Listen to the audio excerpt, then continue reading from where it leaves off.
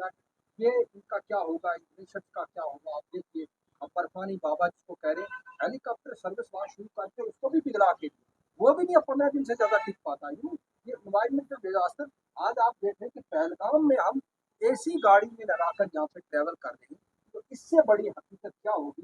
Climate change की तरफ हमने इशारा किया, और मुल्क भर के इन्वायरमेंटलिस्ट जो हैं उनकी मैं कहता हूँ इन्वायरमेंट पे भी कहीं पे कॉन्फ्रेंस होनी चाहिए। जो इन्वायरमेंट के इश्यूज हैं, मुझे लगता है अगर उनको एड्रेस ढंग से नहीं किया जाएगा तो आपको कश्मीर की खूबसूरती भी शायद देखने को नहीं मिलेगी। उन चीज़ों को भी एड्रेस करना है। तो मुझे लगता है कि अब चौधरी तालिब हुसैन साहब अपना खिताब फरमाएंगे। उसके बाद अगर आप में से कोई और भी कहना चाहे फिर हमारी रीज़न फॉर डेमोक्रेसी के हमारे आए हुए मेहमान बड़े दूर से चल के जो यहाँ पे आए, और मैं आप सारे लोगों क्योंकि साहब के बारे में मैं आपको बताता चलूँ कि मीर शाहिद सलीम साहब राजौरी से हैं और काफ़ी काम करते हैं, काफ़ी पीस के लिए बात करते हैं, और मैं इन्हें काफ़ी अरसे से जानता हूँ, जब से यूनिवर्सिटी में पढ़ता था जम्मू में।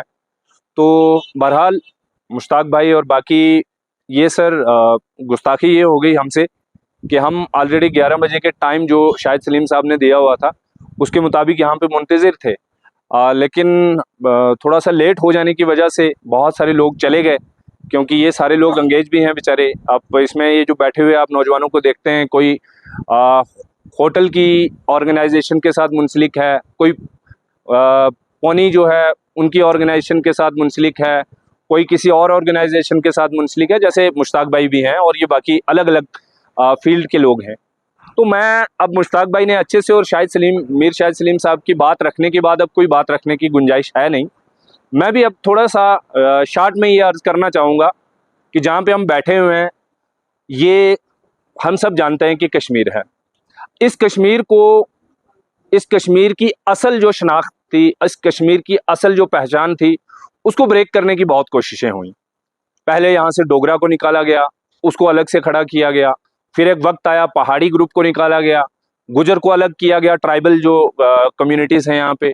फिर बेचारे कश्मीरी को अलग थलग करने की कोशिश की गई। तो ये डिवीज़न जो है ये हम अपने आबाओ अजदाद से सुनते आ रहे हैं, अपने बाप दादाओं से हमने सुना कि यहाँ पे इस तरह से लोगों को अलग करने की कोशिशें हुई। लेकिन आज खुदा का शुक्र है कि इस मुल्क के अंदर पहले भी गांधी जी की तरह के, जेपी नारायण साहब की तरह के लोग, और आपकी तरह के उस तरह के उस वक्त में लोग थे, लेकिन उस तरह की सोच वाले आप जैसे आज भी लोग अगर मौजूद हैं तो ये बड़ी बात है, ना सिर्फ कश्मीर के लिए, ना सिर्फ कश्मीर के लिए बल्कि पूरे हिंदुस्तान के लिए।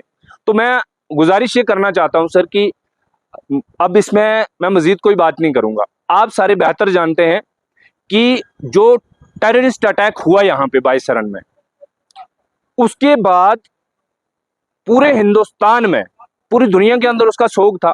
लेकिन ये जो आपके सामने नौजवान बैठे हुए हैं पहलगाम के, ये सबसे पहले उसी शाम को निकले, ये मुश्ताक पहलगामी साहब और ये इनके साथी तमाम तर कैंडल्स इकट्ठे किए और कैंडल मार्च किया।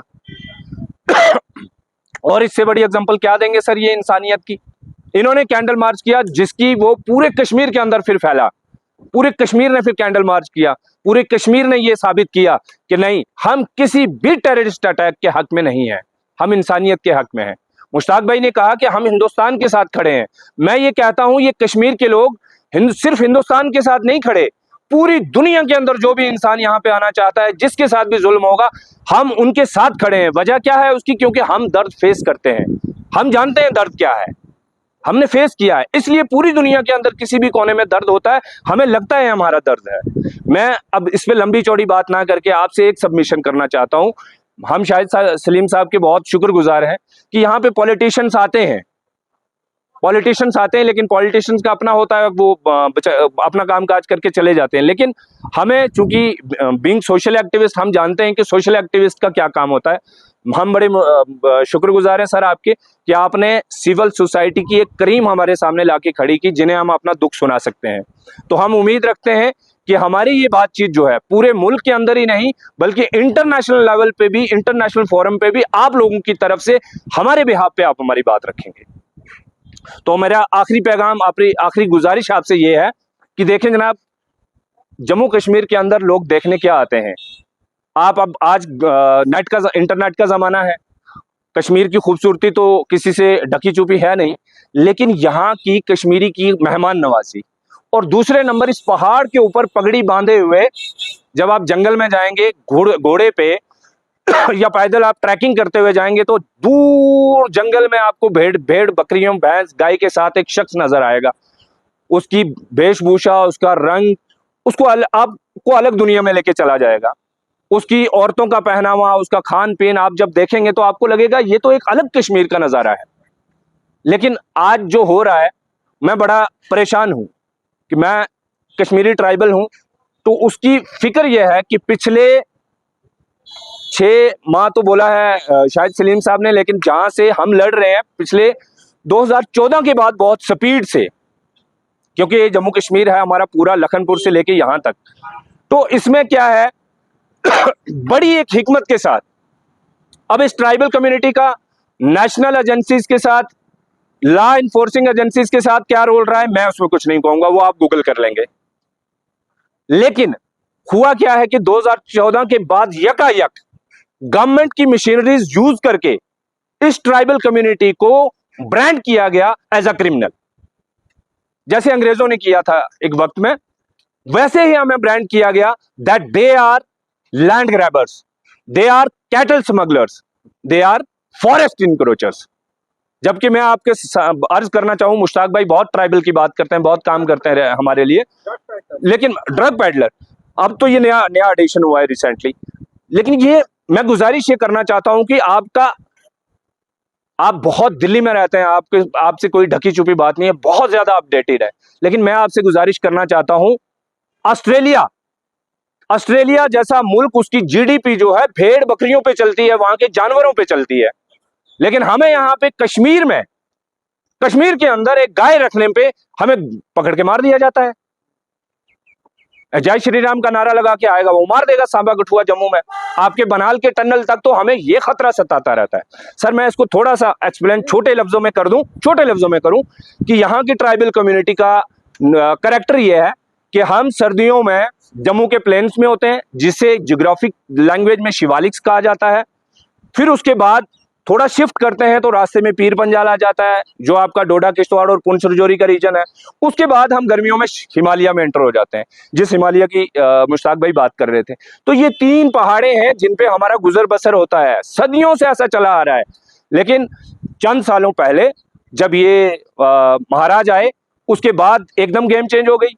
और अब चूंकि आरएसएस को, राइट विंग को जम्मू के अंदर कोई मुसलमान नहीं मिलता मारने के लिए जो अपने वोट्स को सेटिस्फाइड कर सके। मैं आपसे इसलिए बोल रहा हूं ताकि आप ये बात अच्छे से आगे करें कि जम्मू सूबा के अंदर उनको कश्मीरी मुसलमान मिलता है तो कहां मिलता है, वो गाड़ी ट्रक पे बैठा होता है, सेब लोड करता है यहां से, और अब रोड बड़ी अच्छी बन गई, वो सीधा निकल जाता है। जब रोड अच्छी नहीं होती तो पेट्रोल पंप वगैरह सांबा वाम्बा उधमपुर में लग जाया करते थे, लेकिन अब कहानी अलग है, अब सड़कें वड़कें अच्छी हो गई, अब ट्रक चला जाता है, अब वो कुछ कर नहीं सकता राइट विंगर। फिर वो क्या करता है, उसको नजर आता है वही ट्राइबल। अब ट्राइबल का क्या मुसीबत है कि वो दाढ़ी बहुत लंबी अच्छी खासी दाढ़ी रख लेता है, पगड़ी बांध लेता है, ऊपर शॉल है, हाथ में डंडा है, वो जानवरों के लिए है, लेकिन वो उसको शक्ल से नजर आता है अफगानिस्तान से आया हुआ है। फिर उसको पीटता है वहां पे वो, फिर वहां पे पुलिस भी सपोर्ट कर देती है बदकिस्मती से। तो ये पिछले 3-4 साल से जो खेल हुआ है सर, उसके बाद क्या हुआ है कि इस पूरी की पूरी, और ये मैं क्यों इसकी बहुत बात कर रहा हूं, क्योंकि इसकी बहुत कम बात होती है, ट्राइबल कम्युनिटी की बहुत कम बात होती है, और इसलिए भी कर रहा हूं कि ये कश्मीर का तीसरी सबसे बड़ी आबादी है, हम अमल कर ही नहीं सकते। अब क्या हुआ है सर, अब मैं आपको गुजारिश करना चाहता हूं, ये तो चलिए ठीक था, कैटल स्मगलर बोल दिया, चलिए कोई बात नहीं, गाय हम पालते हैं, हमसे ज्यादा गौ का मोहब्बत करने वाला गाय का कोई नहीं हो सकता। अगर आपको सच में गाय का ये बंद करना है तो बंद करवा दीजिए, जो बड़ी बड़ी फैक्ट्रीज चलती हैं आपकी। अब गल्फ के अंदर गोश्त बेचते हैं बीफ का, आपने सारी फैक्ट्रीज रखी हुई, सब आपके पास है, लेकिन आप वो नहीं करेंगे, वहां से आपको पैसा चाहिए। वो ठीक है, गाय के नाम पे आप जम्मू में मारते हैं, आपने जंगलात के नाम पे हमें जंगलात से निकालना शुरू किया, जबकि इंटरनेशनल जितने भी फॉरेस्ट एक्ट्स हैं, फॉरेस्ट राइट्स जो भी लॉज हैं, और हमारा हिंदुस्तान का भी 2006 वाला, ये सारे कानून बोलते हैं कि जितनी भी ट्राइबल कम्युनिटी और फॉरेस्ट डिविलियर्स हैं, यही जंगलात के असर रखवाले हैं। आप जितनी मर्जी फॉरेस्ट प्रोटेक्शन फोर्स बना लीजिए, जितने मर्जी फॉरेस्ट डिपार्टमेंट के लोगों को तैनात कर दीजिए, जब तक वो शख्स, चाहे वो कश्मीरी है चाहे वो ट्राइबल है, वो जब तक भेड़ बकरियां लेके जो जंगल में जाता है, जिसका गुजर बसर उन जानवरों के साथ है, जब तक आप उसको जंगल में नहीं रहने देंगे, आपके जंगल खत्म हो जाएंगे। लेकिन ये कहते हैं नहीं जी, ये जंगलों के क्यों। अब इस पे भी मैं लास्ट में गुजारिश करूंगा कि क्या है, रिसेंटली हमें पता चला है कि 60,000 कनाल के करीब हमारी जम्मू कश्मीर की जंगलात फॉरेस्ट की इन्होंने उठा के किसी कंपनी को दे दी, अडानी साहब की किसी कंपनी को दे दी। ये क्या जुल्म है सर? और हमारे पे क्या जुल्म कर दिया सर? कैटल स्मगलर तक ठीक था, फॉरेस्ट इंक्रोचर्स तक ठीक था, लैंड ग्रैबिंग चलिए वो जम्मू में एक बहुत बड़ा मसला है कि उस पर हमें बहुत लड़ाई लड़नी पड़ती है। अब तो हमें मिलिटेंसी के साथ ब्रांड कर दिया और बगैर किसी डरो झिझक के, कोई इन्वेस्टिगेशन नहीं। पिछले 2 साल से सर कठुआ में एक बिलावर नगर जगह की नाम जगह है, वहां पे पिछली गर्मियां स्टार्ट होते ही मार्च अप्रैल में एक एपिसोड हुआ यही पहलगाम जैसा, मिलिटेंट अटैक हो गया। उसके बाद चूंकि कठुआ से जो ट्राइबल पॉपुलेशन है वो शिफ्ट होती है किश्तवाड़ डिस्ट्रिक्ट का लास्ट एरिया है जो लद्दाख के साथ जाके जुड़ता है, हिमालय का, उसमें जाते हैं। पुलिस वहां गई, 70 साल के बूढ़े बुजुर्गों को घसीटा अदालतों के अंदर लेके गई, 50 के करीब 2000 के करीब लोगों को उठाया कठुआ पुलिस ने मिलिटेंसी केसेस में, ट्राइबल मुस्लिम्स को। एक भी बंदे को कोर्ट ऑफ लॉ के अंदर साबित नहीं कर पाए कि he is a terrorist, but 2000 लोगों को उठाया। उसमें से आज भी 50 से 60 लोग जो हैं यूएपीए के तहत जेलों के अंदर हैं, जिसमें से कुछ लड़कियां हैं। पिछले साल एक शख्स को उठा लिया, उसकी फैमिली के 4 लोगों को उठा लिया, और उसके बाद क्या हुआ सर? इस साल अभी फिर से वहीं बिलावर में कुछ और हुआ। उसके बाद क्या हुआ? उसके घर से एक 15 साल की बच्ची को उठा लिया, एक 13 साल की बच्ची को उठा लिया, एक मां को उठाया, उसके साथ 2 साल के बच्चे को भी जेल में डाल दिया। सर ये क्या, ये कौन सा, ये किस मिलिटेंट को पकड़े? 2 साल का बच्चा कौन सा टेररिस्ट है? और फिर उसके बाद देखिए सर, पहलगाम के पहले इन सर्दियों में यहां देवसर कोलगाम से 3 ट्राइबल नौजवानों को गायब किया। सारे शवाहिद मौजूद है हमारे पास। एक काले कपड़ों में शख्स आता है, उन बच्चों को लेके चला जाता है, उसके बाद एक 15-15, 20-20 दिन का गैप देके एक डेड बॉडी नाले में गिरा देते हैं, दरिया में से बहा के बता देते हैं ये दे आर डेड। और उनकी जब हमने बॉडीज देखी तो लग रहा है कि किसी गर्म पानी में या तेजाब में इनको उबाला हुआ है। तो तब बोल रहे हैं कि दरिया में डूब गए जब कश्मीर पूरा सूखा हुआ था। और सर मैं बता दूं, कश्मीर में सर्दियों में दरियाओं में पानी नहीं बहता, क्योंकि बर्फ जमी होती है पहाड़ों पे, और ये गर्मियों में धूप की वजह से पिघल के नदी नाले बहते हैं। और तब की बात कर रहे हैं, तब कश्मीर में पिछले 6 महीनों का सूखा था, और यहाँ पे हमारा वाटर का जो जाहलम का सबसे बड़ा रिसोर्स है, वन ऑफ दी अच्छा बल, वो सूख गया था। हमारी कश्मीरी खवातीन रो रही थी, खुदा से दुआ मांग रही थी, क्यामत आ गई, ये क्यों सूख गया, जो कभी आज तक नहीं सूखा। उस टाइम के लिए कह रहे हैं ये डूब गए सूखे हुए नाले में, और 3 लोगों को इन्होंने मार दिया सर। अब उसके बाद मैं आपको चशमदीद हूं मैं उस चीज का। मैं क्यों चशमदीद हूं कि मैंने वहां पे बयानात कलम बंद किए हैं। बांडीपुरा से अल्ताफ लाली नाम का एक नौजवान है, पहलगाम के बाद। अब देखिए पहलगाम हुआ, ये मुश्ताक भाई ने बताया नहीं तफसीलन, पहलगाम हुआ, पहलगाम के बाद यहां से लड़कों को, जिन लड़कों ने रेस्क्यू किया, उनको उठा के लेके गए।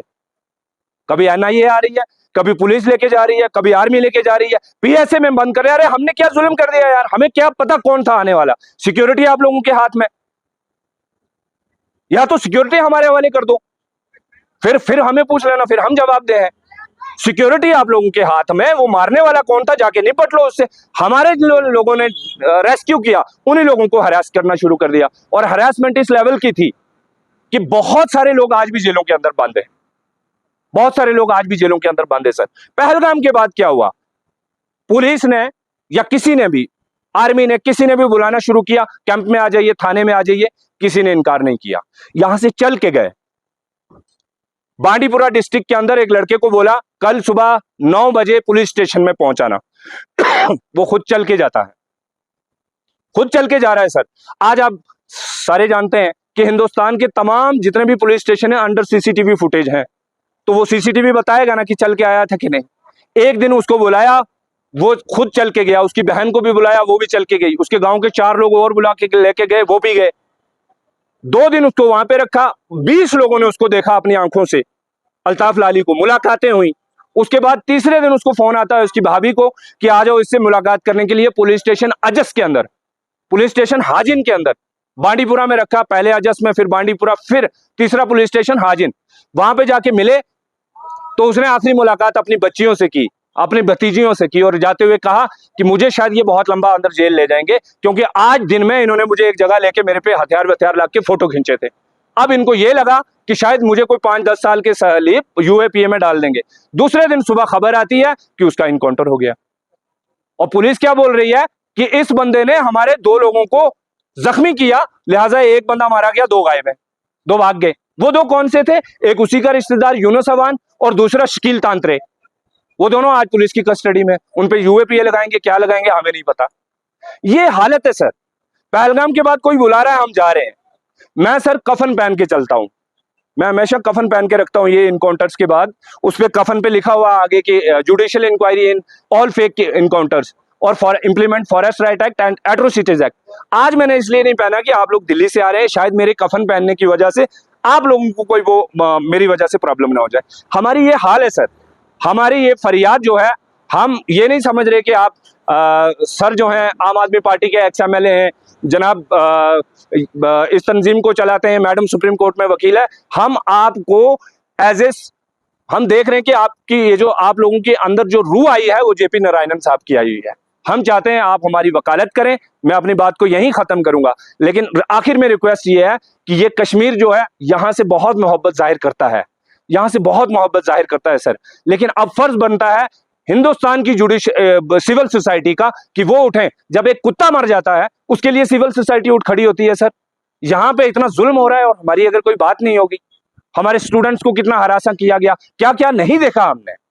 तो अब मेरे पास उतने अल्फाज नहीं है कि मैं एक्सप्लेन करूं।